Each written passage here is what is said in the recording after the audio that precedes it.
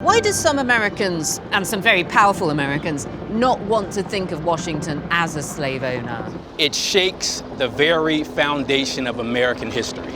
If there were ever a man god in American history, it's George Washington.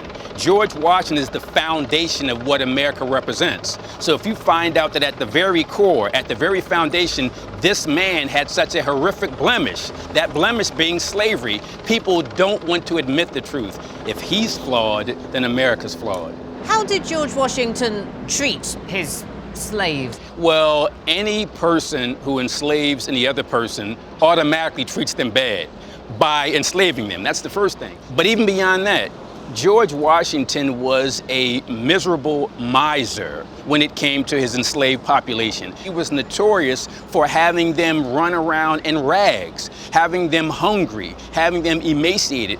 In 1780, there was something called the Pennsylvania Gradual Abolition Act. They passed a law saying, hey, if you bring enslaved human beings into this state and you hold them for 6 straight months, at the end of that 6-month period, they could petition for their freedom. Yes. So what George Washington would do is wait for 5 months, 29 days, take them across state lines, and then bring them back. Now, people say, well, yeah, he kind of skirted the law. No, he didn't just skirt the law, he broke the law. Nobody wants to hear that about our great hero, George Washington, Absolutely. do they? Oh, my goodness. And you know, it's so funny because if you want to say George Washington was a great general, you can say that. If you want to say George Washington was a great president, you can say that. But can you be a great human being when you hold 316 fellow human beings in brutal bondage and play the type of games he did with Pennsylvania's Gradual Abolition Act? Why is it important to tell this story about George Washington, slave owner?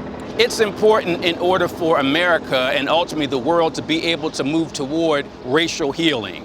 We might not ever reach that kumbaya moment where we all come together as a human species, but at least we can begin to respect one another.